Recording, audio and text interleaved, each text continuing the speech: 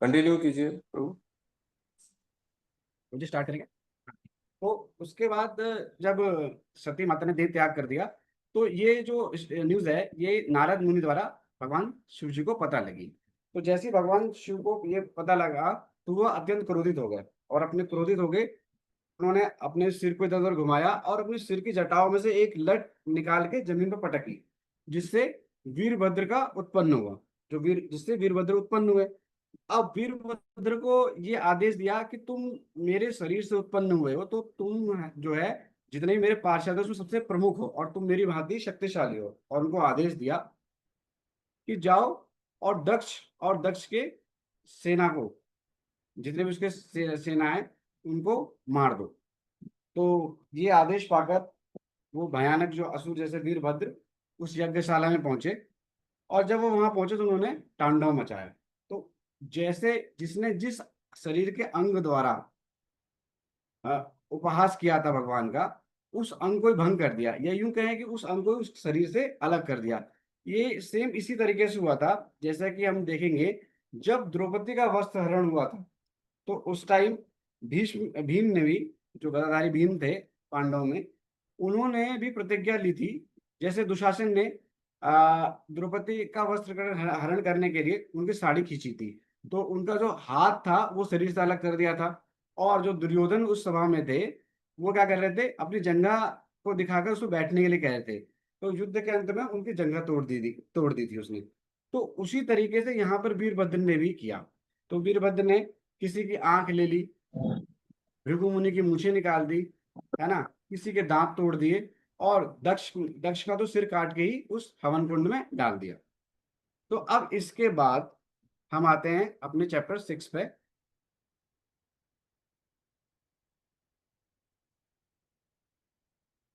तो चैप्टर 6 में क्या होता है कि ब्रह्मा ने भगवान शिव को संतुष्ट किया। तो देखिए यहाँ पर सबसे पहले चैप्टर 6 में चलने से पहले हम यहाँ देखते हैं कि शिव को। कोई सा भी बेटा भी नहीं बना रही। मीठो तो अभी सो लग रही थी, शिवम ने फिर उठाई मगर रोटी खा ले।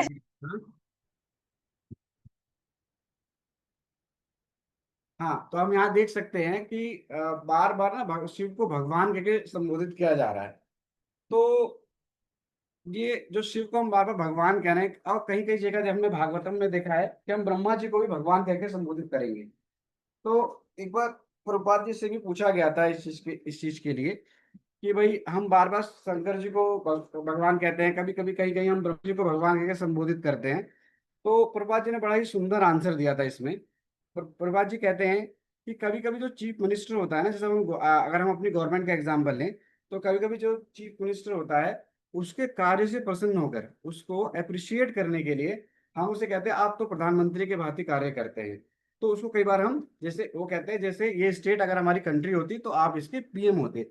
तो उस तरीके से उसे प्रधानमंत्री कह के संबोधित करते हैं। लेकिन इसमें हमें कंफ्यूज नहीं होना है, क्योंकि हमें भृगु मुनि ने सर्टिफाइड कर दिया है कि जो परमेश्वर है, श्री कृष्ण ही भगवान है, बाकी सब उनके दास है।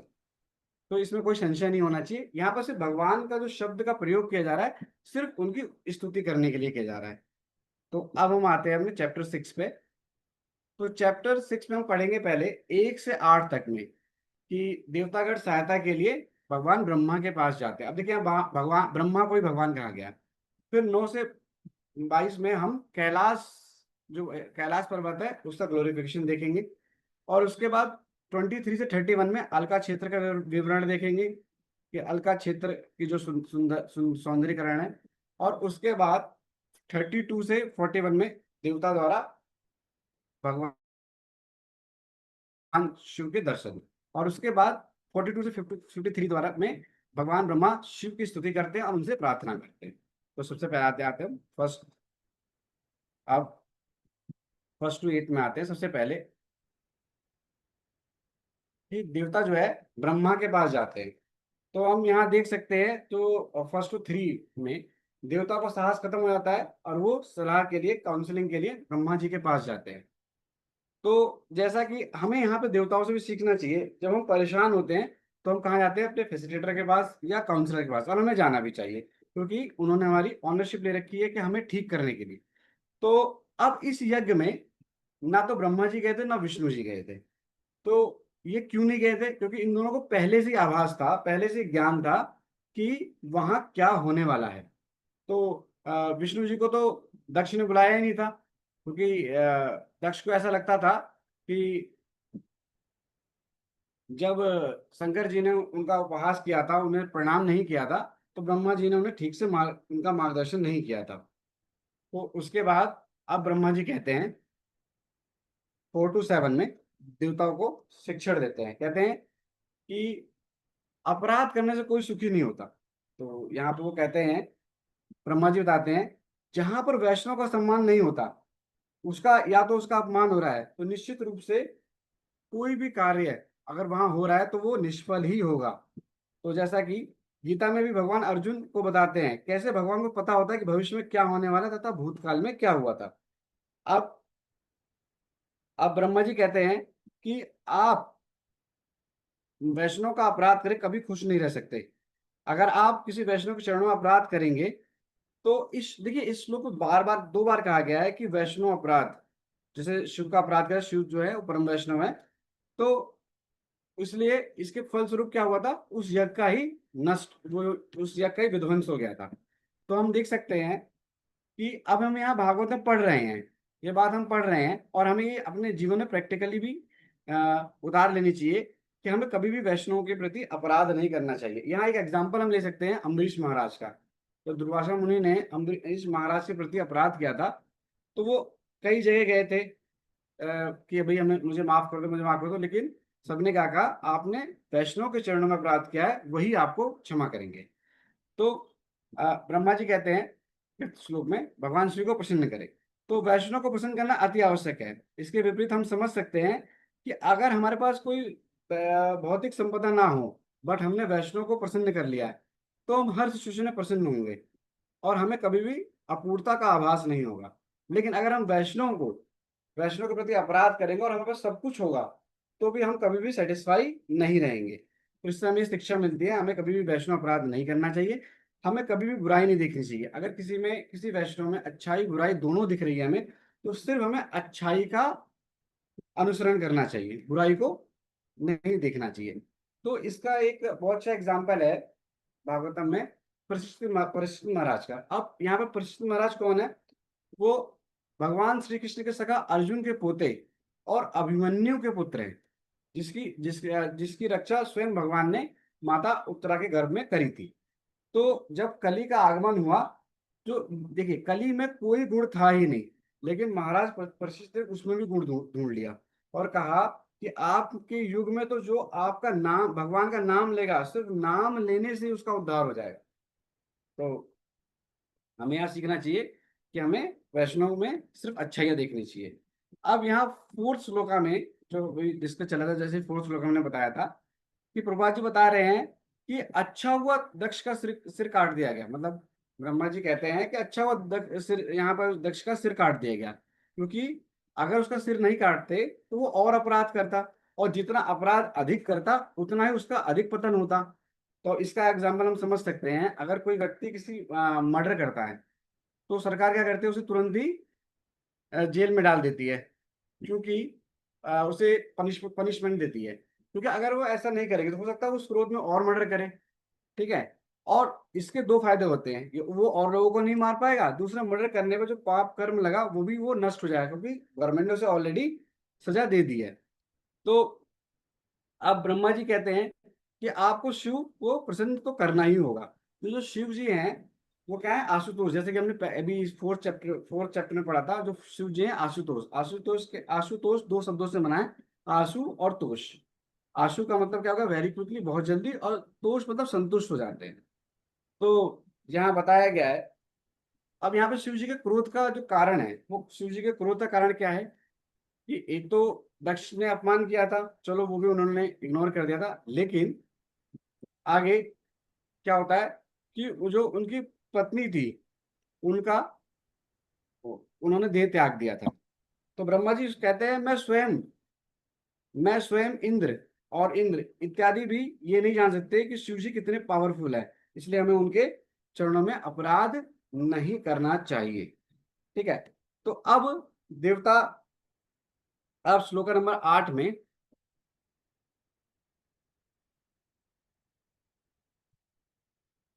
तो हम अब श्लोक नंबर 8 में हम देखेंगे कि ब्रह्मा जी सभी देवताओं के साथ कैलाश की ओर गए।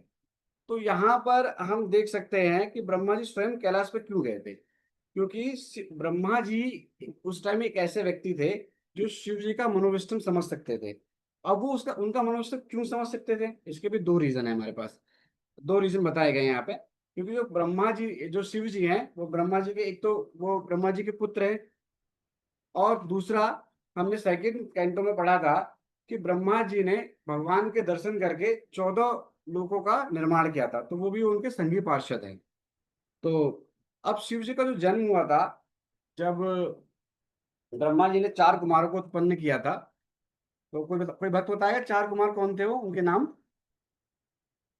हम्म, सनत सनंदन सनत कुमार। सनक सनातन। सनंदन सनक सनंदन सनातन और सनत कुमार। तो ये जो चार कुमार थे, इनको ब्रह्मा जी ने आदेश दिया कि आप ब्रह्मांड की सृष्टि के लिए विवाह करें और संतान उत्पन्न करके इसके सृजन में हेल्प करें। लेकिन उन्होंने मना कर दिया कि भाई हम तो भक्ति करेंगे। तो इससे ब्रह्मा जी अत्यंत क्रुद्ध हो गए, अत्यंत क्रोधित हो गए। उसी क्रोध अवस्था में शिव जी का जन्म हुआ। तो अब हम 9 to 22 श्लोका में कैलाश पर्वत का वर्णन सुनेंगे। तो कैलाश पर्वत में जैसे 9 श्लोक में बताया गया है कि सब बहुत सारी औषधियां है, वैदिक स्रोत है, रहस्यमय चीजें हैं, देवता और किन्नर किम पुरुषों गंधर्व अप्सराओं से घिरा रहता है। तो फिर अब 10th में बताया गया है कि यहाँ पे मूल्यवान रत्न है, खनिज है, विभिन्न प्रकार के पेड़ हैं, पौधे हैं, विभिन्न प्रकार के हिरण है। तो पेड़ पौधे के बारे में एक बार प्रभात जी कहते हैं कि पहले जो आध्यात्मिक जगत में जो पेड़ पौधे हुआ करते थे, वो उसमें भर भर के फूल होते थे, भर भर के फल लगे होते थे। लेकिन आज हम देखते हैं तो कुछ एक, अगर वृक्षों को छोड़ दिया जाए, पेड़ों को छोड़ दिया जाए, तो फल फूल अधिकतर वृक्षों पर नहीं होते। तो यहाँ पर श्लोक का 11 में बताया गया है कि यहाँ पर झरनों, सुंदर गुफाओं, रहस्यमयी पत्नियों के निवास स्थान के बारे में बताया गया है। फिर 12th श्लोक में बताया गया कि यहाँ पर मोर की आवाज है, मधुर के गुंजन से ये गूंजता है, कोयल की मधुर ध्वनि है, अन्य पक्षी की चहचहाहट है। तो अब देखिए यहाँ पर जो हम देख सकेंगे इस भौतिक जगत में हमें सिर्फ कबूतर और कौवों की आवाज सुनाई देती है, लेकिन आध्यात्मिक जगत में ऐसा नहीं था। उसमें अनेक पक्षी हुआ करते हैं जिसकी बहुत अत्यधिक मधुर आवाज हुआ करती थी। तो अब यहाँ पर वृक्षों की अगर बात किया जाए तो यहाँ पर कैलाश पर्वत पर क्या नाम है, कल्प कल्प वृक्ष भी था। तो अब यहाँ पर क्वेश्चन उठता है कि भाई कल्प वृक्ष जो था वो तो गोलोक वृंदावन में है, तो यहाँ कैलाश पर कैसे? तो ये क्वेश्चन एक बार प्रभुपाद जी से भी किसी ने पूछा था। तो उन्होंने प्रभुपाद जी ने आंसर दिया था कि ये कृष्ण की कृपा और कृष्ण की इच्छा से है, और कृष्ण की कृपा और कृष्ण की इच्छा से कुछ भी हो सकता है। तो प्रभुपाद जी बताते हैं जैसे गोलोक वृंदावन है, उतना ही, लगभग उतना ही सुंदर है कैलाश पर्वत। तो हम यहाँ कथा सुन रहे हैं, भक्ति कर रहे हैं, जाकि अंत में भगवत धाम जा सके, उनकी सुंदरता के बारे में हम पढ़ रहे हैं। तो गोलोक वृंदावन में हम अभी 10th कैंटो में पढ़ेंगे। अब हम आगे आते हैं यहाँ पे। तो यहाँ पर जो 13 श्लोक में बताया गया है कि यहाँ पर हाथी को घूमने से पर्वत हिलता है। तो जो कैलाश पर्वत है, जब हाथी यहाँ पे घूमते हैं ना, तो वो ऐसा लगता है जैसे हिल रहा हो, ये पूरा कंपन होता है उसमें। और जो वहाँ के वृक्ष है, ऐसा लगता है वो पक्षियों को बुला रहे हैं। अब आते हैं हम जो 3 में बताते हैं, वहाँ पर मंदार, पारिजात, सरल और तमाल के वृक्ष हैं। तो अब हम देख सकते हैं यहाँ पर, हाँ, तो उसके बाद 16 में बताते हैं यहाँ पे, श्लोक नंबर 16 में बताते हैं कि यहाँ पर स्वर्णिम रंग रंग के कमल हैं, दालचीनी के वृक्ष हैं, मालती, कुब्जा, मलिका, माधवी फूलों से ये सब सजावट है। अब यहाँ फलों में बताया गया है, यहाँ पर कटहल है, जैक फ्रूट है, बरगद है, आम का पेड़ है, खजूर है। तो इस तरीके से यहाँ पे विभिन्न तरह की चीजें हैं जिसका हमें बताया गया है। अब यहाँ पे जो तरह तरह के हिरणों के बारे में बताया गया है, जैसे कर्णात्र हिरण है, एक पद हिरण है, वृक है तथा कस्तूरी मृग है। बाकी 3 जो हिरण है, कर्णात्र, एक पद, इसके बारे में हमने आज तक इसे देखा नहीं, किसी जू वगैरह में ये अवेलेबल नहीं है, उपलब्ध नहीं है। हमने सिर्फ कस्तूरी मृग के बारे में पढ़ा है कि उससे गले में कस्तूरी होती है, क्योंकि आध्यात्मिक जगत में बहुत सारी वैरायटीज होती है, फल फूल जानवर इत्यादि के, है ना। और लेकिन जो हमारा ये भौतिक जगत है, इसमें सिर्फ जो भी हमें दिखाया था सिर्फ एक छलावा है जो कुछ दिनों बाद खत्म हो जाता है। अब श्लोका नंबर 22 में अलकनंदा झील का वर्णन किया गया है, जिसमें माता सती के स्नान का प्रभाव अभी भी दिखाई देता है। अब ये अलकनंदा झील अगर आज की बात करें तो ये हम कहाँ देख सकते हैं, बद्रीनाथ में। बद्रीनाथ में जो गंगा जी है उन्हें अलकनंदा कहकर पुकारा जाता है। अब इसमें अलकनंदा जो है, अलक अलका का जो अर्थ है वो क्या है, अनकॉमनली ब्यूटीफुल, मतलब असामान्य रूप से सुंदर। अब श्लोक नंबर 23 में, अब श्लोक नंबर 23 से लेकर 31 में अलका क्षेत्र का वर्णन किया जाएगा। तो अब देते हैं। तो इन नदियों में स्वर्गीय, जो स्वर्ग की अप्सराएं स्नान करती थी, और जब वो अपने पति के साथ प्रेम काम सुख के बाद उसमें खेलती थी और जो उसके पानी के छींटे उन पर उड़ेलती थी। तो यहाँ पर सौगंधिक वन को सौगंधिक कह के बुलाया गया है, क्योंकि वहां जो जंगल था ना, वहां सिर्फ कमल के पुष्प थे, और जिसमें से बहुत अच्छी सुगंध आती थी, और बहुत प्रभावशाली सुगंध हुआ करती थी वो। अब 25 श्लोक में नंदा और अलकनंदा में के बारे में बताया गया है कि नंदा और अलकनंदा में देवता लोग अप्सराओं के साथ आते थे तथा इंद्रिय भोग करते थे। यहाँ पे इस श्लोक में कर्षिता रति कर्षिता वर्ड का यूज किया गया है, जिसका अर्थ है रति सुख घट चुका है। अब भगवान फोर्थ चैप्टर में, भगवत गीता के फोर्थ चैप्टर में बताते हैं, जो भी भोग करेगा उसे दुख मिलेगा। यहाँ पर भगवान सीधे से बताते हैं कि जो भी भोग करेगा उसे दुख मिलेगा ही मिलेगा। तो जो भगवत गीता भगवान ने सबसे पहले अर्जुन को दिया था, और अर्जुन से पहले भी सूर्य देवता को दिया था, यानी जो भगवत गीता का ज्ञान है वो देवता लोक में भी व्याप्त है ना। तो अब कोई वक्त बताएगा कि जो फोर्थ चैप्टर था भगवत गीता का, उसका नाम क्या है?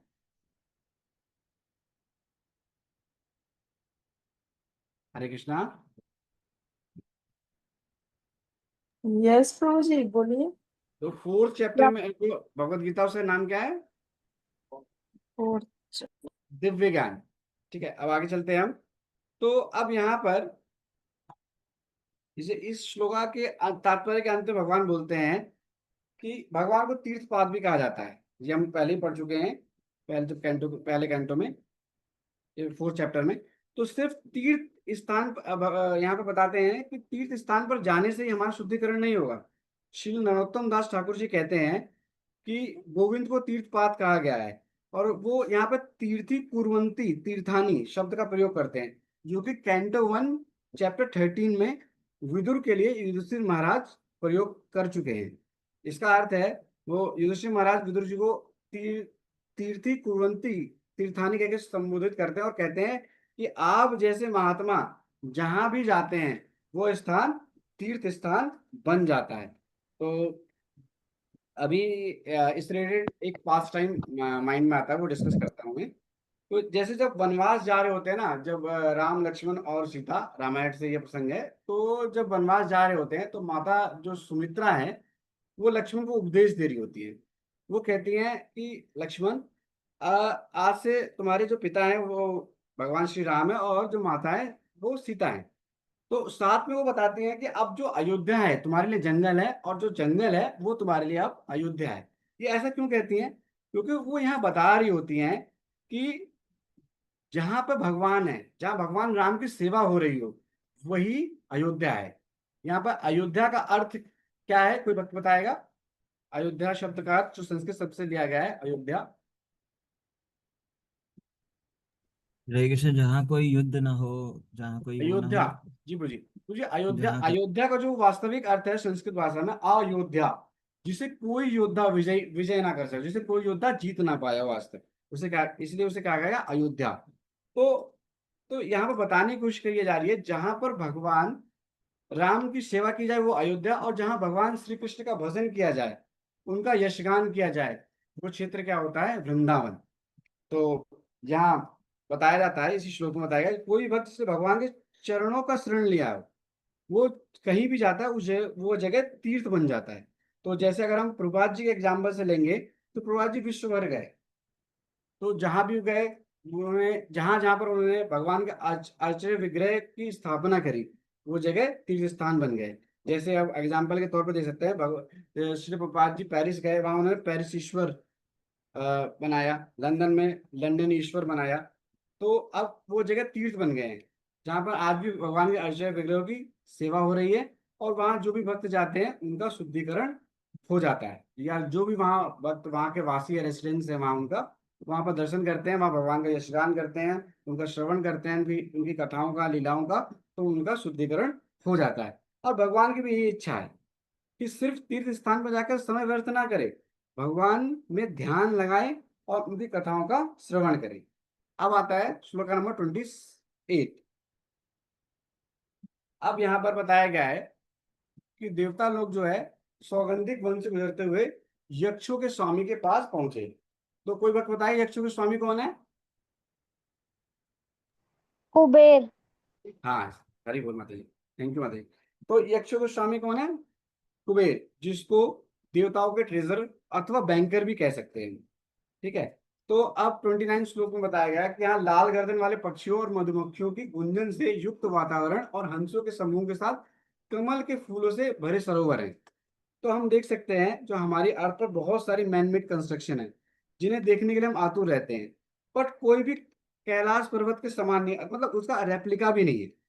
इनकी सुंदरता का आनंद सिर्फ हम इस भौतिक जगत में प्रभात के द्वारा रचित ग्रंथों को पढ़कर ही ले सकते हैं, बाकी हमारे पास और कोई ऑप्शन नहीं है।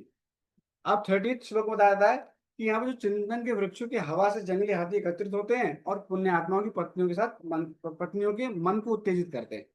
तो यहाँ पर ना चंदन के बहुत सारे वृक्ष हैं, जहाँ पर हाथी आके अपनी बॉडी को उससे रगड़ते हैं और विचलित होते हैं, और काम वासना उनमें जागृत होती है। तो ऐसे स्थान को इंद्रिय भोग के लिए आदर्श स्थान माना जाता है। तो अब हमें यहाँ पर देखना चाहिए कि ऐसा स्थान जो सबको, सबके अंदर काम, जो काम वासना है उसको उत्तेजित करता है, उसको बढ़ाता है। और यहीं पर भगवान जो शिव है, माता सती, और आगे चलकर जब उनकी पार्वती से शादी होगी, पार्वती पुत्र पर्वत पुत्र पार्वती से उनकी शादी होगी, तो उनके साथ बैठकर भगवान के ध्यान में लगे रहते हैं। तो हमें यहाँ देखना चाहिए कि जो शिव हैं कितने वैरागी हैं, हम उसे इमेजिन भी नहीं कर सकते। अब लेकिन जो ये कैलाश पर्वत है और जो यहाँ पर सुंदर अप्सराओं का वर्णन है यहाँ पे, इससे 1000 गुना सुंदर गोलोक वृंदावन है, जहां पर तो सन्यासी है ही नहीं, सिर्फ क्या है, गृहस्थी रहते हैं। लेकिन वहां पर कोई सेक्स एंजॉयमेंट नहीं है, वहां सबके सब बस भगवान का यशगान करते रहते हैं, और सेक्स लाइफ को बहुत ही तुच्छ मानते हैं।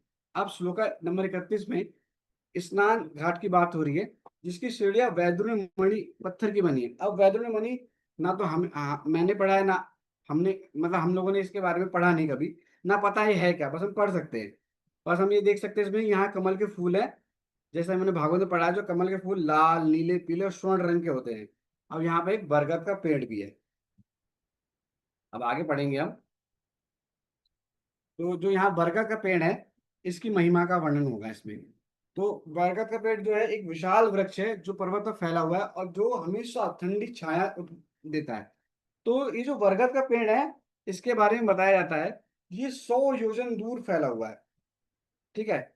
और अगर हम इसकी बात करें तो इसके इसके तात्पर्य में लिखा हुआ है 800 मील ऊंचा है, तथा इसकी शाखाएं 600 मील तक फैली हुई हैं। अगर हम मैथमेटिकली कैलकुलेट करें, एक योजन जो होता है वो 8 मील होता है, और एक योजन में 12.8 किलोमीटर होता है। तो हम देख सकते हैं इस पर्वत यानी 100 योजन यानी 1280 1280 किलोमीटर ऊंचा है, जो अभी तक देख सकते हैं हमारे भौतिक जगत में। अगर हम 100-200 मीटर ऊंचा पेड़, वो भी जीके की बुक में पढ़ते हैं, हमने कभी देखा नहीं है। ठीक है। और जो इसकी जो शाखाएं और चारों दिशाएं यानी 960 किलोमीटर तक फैली हुई है। अगर हम यहाँ से डिस्टेंस लगाएं तो लगभग हम बिहार पहुंच जाएंगे, पेड़ की एक शाखा पे अगर बैठे और दूसरी शाखा तक पहुंचने की बात करें, इतना डिस्टेंस है। अब श्लोका नंबर 33 में बताते हैं कि भगवान शिव वृक्ष के नीचे शांत और गंभीर बैठे हैं। तो यहाँ शिव जो है योग में बैठे हुए हैं, उन्होंने भगवान की भक्ति में अपना क्रोध त्याग दिया है। तो यहाँ पर समाधि का जो अर्थ बताया गया है, पर्टिकुलरली कंसंट्रेटेड अटेंशन। तो भक्ति में भगवान जब शिव की भक्ति करे तो उन्होंने सारे क्रोध त्याग दिए। शिव को महायोगी भी कहा गया है। अब महायोगी कौन है? जो हमेशा श्री विष्णु की भक्ति में तल्लीन रहते हैं, हमेशा मग्न रहते हैं, उसे महायोगी कहा जाता है। अब यहाँ पर जो शिव हैं 34 में बताया गया है कि शिव मुक्त आत्माएं भगवान शिव के आसपास बैठी हैं और उनकी प्रशंसा कर रही है। तो ये मुक्त आत्माएं कौन थी? चार कुमार। और जैसा कि अभी हमने चार कुमार के बारे में इंट्रोडक्शन में पढ़ा था, चार कुमार थे, वहां पे कुबेर थे, ये सब वहां बैठे हुए थे। अब भगवान शिव इंद्रियों के स्वामी, तपस्या और योग के ज्ञाता हैं। तो भगवान शिव को अधीश्वर भी कहा गया है, यानी इंद्रियों के नियंता हैं। धर्म ग्रंथों में शिव को वैष्णव नाम यथा शंभु कहा गया है। और वो हम लोग उन्हें क्या कहते हैं? परम वैष्णव। जो शिव जी हैं वो क्या है? परम वैष्णव है। तो उनकी अब शिव की यहाँ पहचान कैसे होती है? 36 श्लोका में बताया गया है शिव की पहचान कैसे होती है। भगवान शिव की विशिष्ट पहचान क्या थी? भस्म, दंड, जटाएं और चंद्रमा। जो उनकी जटाओं में अर्ध चिन्ह था, वो कुश पर बैठे थे और नारद मुनि को परम सत्य का उपदेश दे रहे थे। अब श्लोक नंबर 37 पे आते हैं।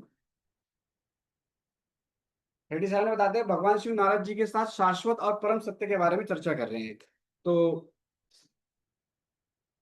और श्लोक नंबर 38 में भगवान शिव जप माला लेकर तर्क कर रहे थे। तो श्लोक 38 में बताया गया है उन्होंने रुद्राक्ष की माला दाहिने हाथ में पकड़कर वीर आसन में बैठे हुए हैं और भगवान शिव ने केसरिया वस्त्र धारण कर रखा। तो अब यहाँ पर देखते 39 श्लोक में भगवान शिव आध्यात्मिक आनंद में लीन थे और अन्य ऋषि उनका सम्मान कर रहे थे। और 40 श्लोक बताया जाता है भगवान शिव ने ब्रह्मा जी को देखकर सम्मान दिया। अब सभी देवता ने शिव को दंडवत प्रणाम किया।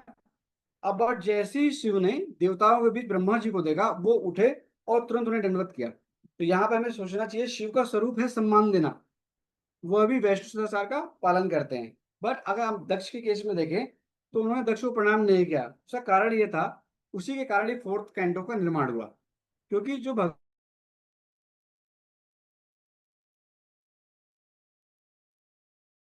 और उनके जो दक्ष को देखा ही नहीं।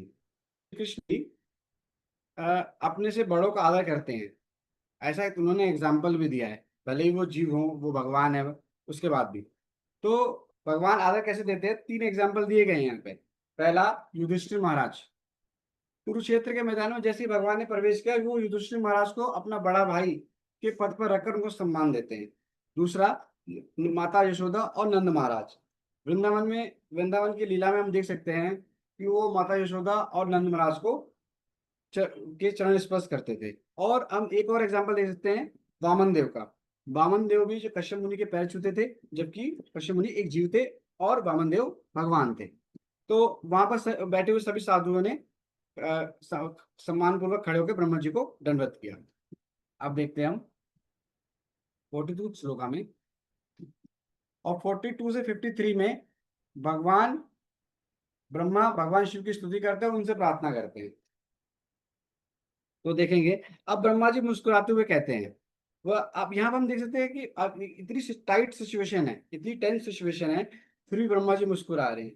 तो ब्रह्मा जी हमें यहाँ सिखा रहे हैं हमें किस तरह से कॉम्प्रोमाइज या समझौता करना चाहिए। क्योंकि ब्रह्मा जी को डर था कि जो शायद जो शिव है वो अभी भी क्रोधित हो और उनका क्रोध बढ़ ना जाए, क्योंकि उनकी पत्नी ने देह त्याग किया है और दक्ष ने उनका अपमान किया है।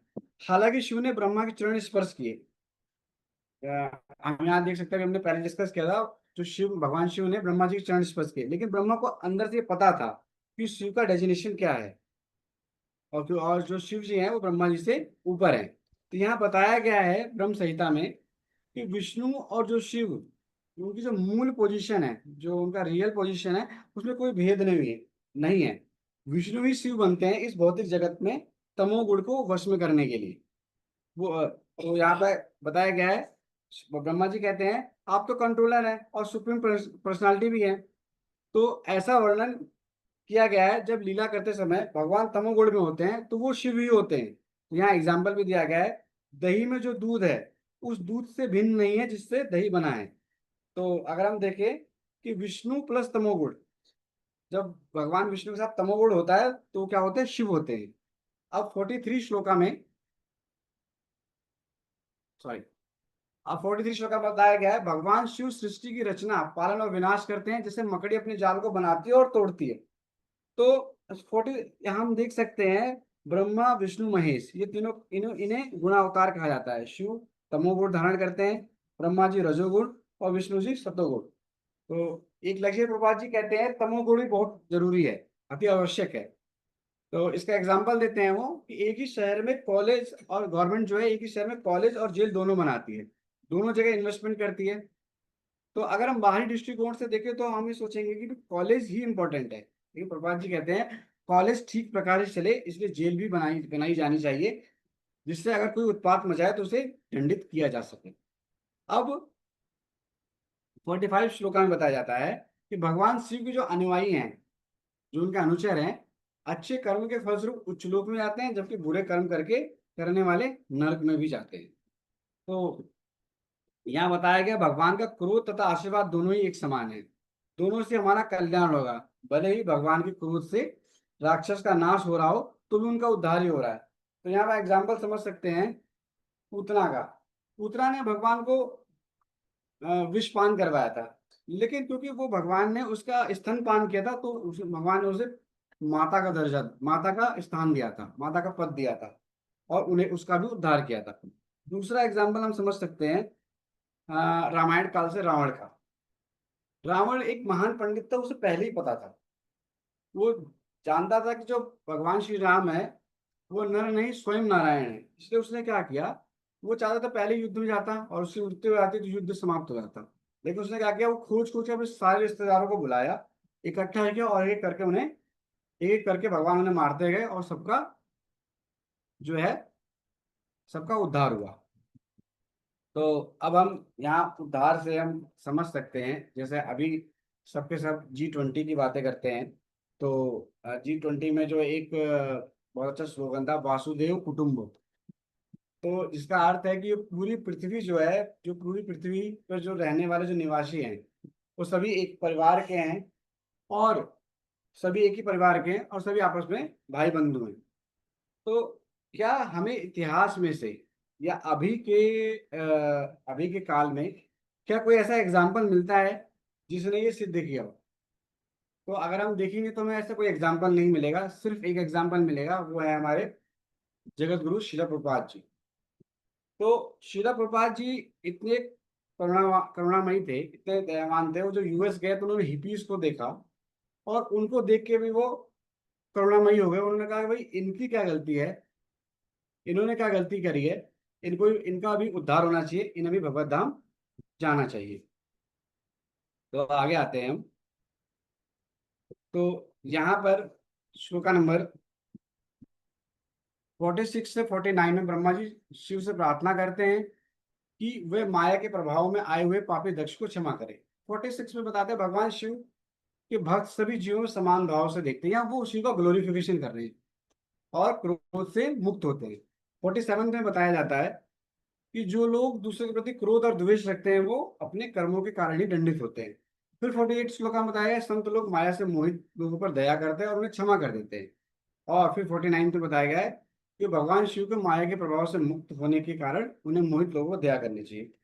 तो यहाँ पर जो ब्रह्मा जी शिव का ग्लोरिफिकेशन कर रहे हैं, उन्हें बता रहे हैं कि जो क्या कहते हैं कि भाई आप तो परमेश्वर हैं और जो क्रोध करना तो पशुओं का, जानवरों का काम है, और आप तो एक भद्र पुरुष हैं, परम वैष्णव हैं, आपको क्रोध नहीं करना चाहिए। और ये जो दक्ष ने ये माया से वशीभूत होकर, माया के प्रभाव में आकर जो भी ये काम किया है, जो भी ये अपराध किया है, उसे आप क्षमा करें। तो हम ये देख सकते हैं कि जो वैष्णव को कितना कष्ट सहना पड़ता है। अगर हम प्रैक्टिकल लाइफ में देखें अभी कुछ कुछ उसमें, तो हम देखेंगे हमारे पास टाइम में भी जो 3 वैष्णव थे, जो उन्होंने बहुत अत्यधिक कष्ट सहा था सिर्फ जीवों के उद्धार के लिए। तो इसमें सबसे पहले थे नित्यानंद प्रभु, जिसके सिर पर पत्थर फोड़ा गया था जगाई मधाई द्वारा, फिर भी वो उन्होंने, और जब जब ये हुआ था तो भगवान श्री चैतन्य को भी क्रोध आ गया था, लेकिन नित्यानंद प्रभु ने उन्हें रोका था। अब सेकंड एग्जांपल हम ले सकते हैं हरिदास ठाकुर का, जिन्हें बीच चौराहे पे हंटर से पीटा गया था, और जब तक पीटा गया था तो उन्होंने प्राण त्याग नहीं दिए थे। और तीसरा एग्जाम्पल ले सकते हैं हम जीसस क्राइस्ट का, जिनके हाथ में कील ठोककर उन्हें सूली पर लटका दिया गया था। अब हम आते हैं श्लोका नंबर 50 से 53 पे। भगवान ने शिव के समक्ष अपनी प्रस्तुति की। तो ब्रह्मा ने भगवान शिव के समक्ष अपनी प्रस्तुति की। तो यहाँ पे हम देख सकते हैं कि 50 श्लोका में भगवान शिव ने दक्ष के यज्ञ को नष्ट करके अपना अधिकार स्थापित किया। तो दक्ष ने जो अपराध किया था उसके फलस्वरूप उसके यज्ञ का विध्वंस कर दिया गया। अब यहाँ पर 51 श्लोका में ब्रह्मा जी कहते हैं कि ब्रह्मा भगवान शिव से दक्ष और अन्य देवताओं के लिए क्षमा मांगते हैं, उनको क्षमा करने के लिए कहते हैं, और उन्हें पुनः जीवन और स्वास्थ्य प्रदान करने की प्रार्थना करते हैं। तो ब्रह्मा जी कहते हैं कि शिव जी से प्रार्थना करते हुए कि आप दक्ष को प्राण दे दीजिए पुनः, और भग को उसके नेत्र वापस कर दीजिए, भृगु को उसकी मूछें दे दीजिए, और पूषा को उसके दांत वापस करने की कृपा करें। अब ब्रह्मा जी कहते हैं यहाँ पर, अब ब्रह्मा जी ये देखते हैं कि भाई दक्ष का सिर जो है हवन कुंड में जा चुका है, खत्म, लेकिन ब्रह्मा जी जानते हैं कि भगवान शिव में इतनी शक्ति है कि वो उसको पुनः जीवन दे सकते हैं। अब श्लोका नंबर 53 में बताते हैं कि भगवान शिव को शेष यज्ञ का भाग देने से यज्ञ पूर्ण हुआ। तो ब्रह्मा जी कहते हैं, हे यज्ञ विध्वंसक शिव, आप अपना भाग लेने की कृपा करें, कृपा अपना भाग लें ताकि यह यज्ञ पूर्ण हो।